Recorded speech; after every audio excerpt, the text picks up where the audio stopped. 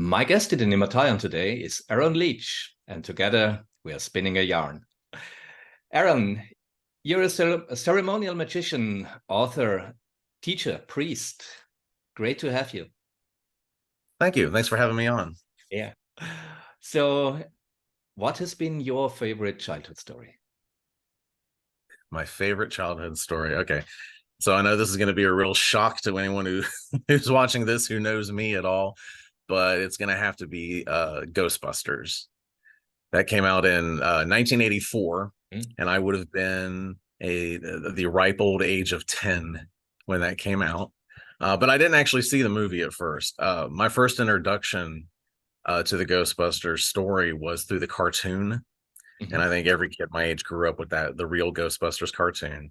But my mom felt that the movie was a real horror movie. It just happened to have funny elements. So she wouldn't let us kids see it. I was the oldest kid. So me and my brother, who's 4.5 years younger than me, wanted to see this movie so bad, but my mom was like, oh no. But we finally did see it, probably a couple of years after it came out.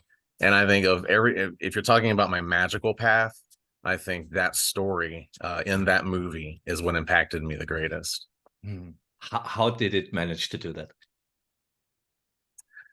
Well, I think it comes down to the fact that and a lot of your viewers may actually already have experience with this, when you're sensitive as a child, and especially when you're growing up in the South with a heavy Christian background, being sensitive, to psychic things, to spirits, to magic can be very frightening because you're raised to believe that anything like that is just automatically evil.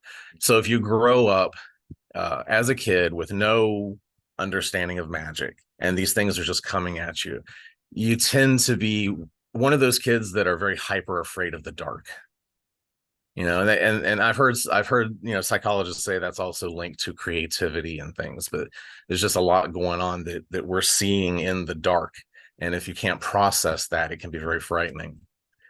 And this is something that Harold Ramis was well aware of, by the way, because I saw an interview with him maybe 5 years after the movie came out. It might have been around the time Ghostbusters 2 was filmed, and he says in the video that in this interview that one thing that he loves about the Ghostbusters story above all else, where it comes to kids and how kids receive the message in that movie, is that it tells kids that they don't have to be afraid of the scary things in the dark. If you just have the right techniques and tools, talent, team, however you interpret what's going on in that movie, you can seize control. You can bust the ghosts, you can trap them, you can be in command of them. And not only was that my first inkling as a kid that that kind of thing might be possible, but the idea of hunting, trapping, and containing ghosts uh, eventually did blossom into my interest in exorcism and evocation, and following eventually into the Solomonic art. So I didn't go into the techno ghost hunting route. I went more the mystical route, but it all started right there with that concept that I had never even considered before, that those four guys in that movie were telling me. It's just, you don't have to be anyone special. You can be flawed, you can be goofy, but in the end, you can have control over the scary things in the world, whether they're ghosts, whether it's social issues, whether it's your own personal issues. You can have control over those things. And that was a very important message for me to receive at 10, 11, and 12 years old. Yeah, I can imagine. Yeah. So, how did your mom react when you finally saw the movie? Was this a kind of satanic panic thing that she forbade you to see it, or?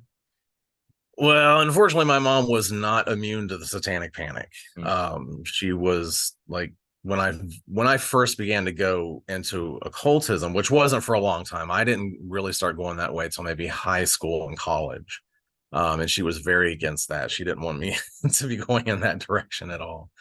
But as far as Ghostbusters go, no, her only issue there was that it was a horror movie, and she didn't want me and my little brother waking her up in the middle of the night saying, I'm scared and I don't want to get. But when we saw it, I mean, my brother had to be my age, if I was 10 in 1984, he was either 8 or 10 when we finally saw the movie. So yeah, I'm thinking he was probably 8. So neither one of us had a problem. Neither one of us took it as a horror movie. I mean, Awesome. it's such a different feel, because yeah, there are real horror elements in the movie, but the whole tone of the movie is very different, Mm, and mm. because you have your main heroes aren't running through the woods screaming and dying at the hands of a psycho like in Friday the 13th or Nightmare on Elm Street. This was your main characters, the people you're identifying with. They have the tools, they've got these weapons, and they're taking on these scary things, and they're Mm. defeating, and they're cracking jokes while they're doing it. Yeah, it's a And very hands-on mentality, and that's yeah, very hands-on, and it was a whole view of occultism that I had never been introduced to as a Southern. I won't say we were Southern Baptist, but Southern Christian. So next door to Southern Baptist. It's a very Southern, very fundamentalist and very conservative kind of view of the occult. So yeah, that was my first door that I kind of peeked through and went, wait, maybe there's something else besides this other way of thinking. yeah, it And yeah, it went to a makes a lot. lot of sense.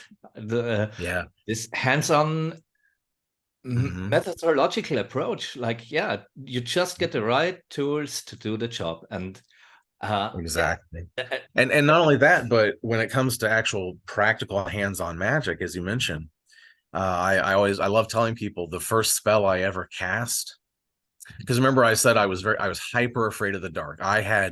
There were demons living in every corner of my room, and I was terrified every night to have to shut out the light and climb up into my bed, which was like, it was like a bunk bed, so I had to go up a set of stairs, and there was a demon under the stairs, and of course, just every my mind was putting spirits everywhere.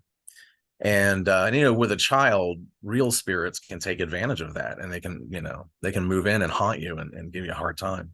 So I spent, now for a kid, time is protracted, but for me, it felt like most of my childhood. It felt like years and years of just being abjectly terrified.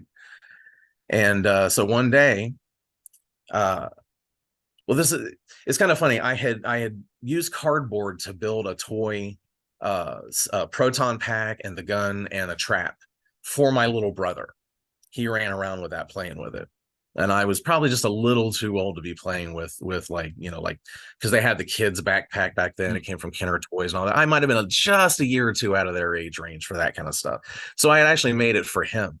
But this one night, I went and got that cobbled together cardboard equipment. There was a flashlight in the gun, and took it into my bedroom at night, locked myself in the bedroom, turned out my night lights and everything else, and just put myself in pitch black darkness. And I went around the room and I systematically busted and trapped every single spirit in the room that was haunting me. And that was where it was really cemented, not only for me, but I think for the spirits as well, yeah, that this kid isn't fucking around, yeah, and that was the first time I took control. It's almost kind of a chaos magic kind of thing. It wasn't based totally. on a grimoire or anything. It was just me as a child with toys seizing control of my environment. What And a I was powerful never magical afraid. act. Yeah. Yeah. And I was never afraid of the dark again. Those demons were gone. They were, in fact, busted. And like I said, from there, my interest in being able to do that just blossomed. It's like, wow, I can actually, kind of kick their asses. And I'm just a kid playing with cardboard. So I started looking for what else can I do? Yeah. I remember talking to my mom. You're like, how would you really trap a ghost? And she's like, oh, you can't do that. That's not possible. But she didn't know about the triangle of the art. Yeah. So it just started me on a path of asking questions, and the right kind of questions that led me to where I ended up. And it all started with one story. Yeah, Beautiful. one story, and I was real thankful that you were doing this series and that you asked me that question. And what story could it possibly be? It'll have to be that. And I love having the opportunity to explain to all of my followers they love that I'm such a Ghostbuster fan, but I love being able to tell them why and how it impacted me, and why it is, like, literally, if there was no Ghostbusters in 1984, there would never have been a Secrets of the Magical Grimoires in 2005. So, the way history works in very mysterious ways, and I credit that story as being foundational to my path. Perfect. Aaron, thank you so much for letting us in this Absolutely. secret origin of yours. For everybody who wants to know more about your work, your sites are linked in the show notes, and Secrets of the Awesome. Grimoires, that's a fantastic book as well, of course. It has been such a pleasure talking with you. Thank you so much. I enjoyed Thank you again for having me on. It's been a real honor. it. See you soon. The world is Bye magical. bye.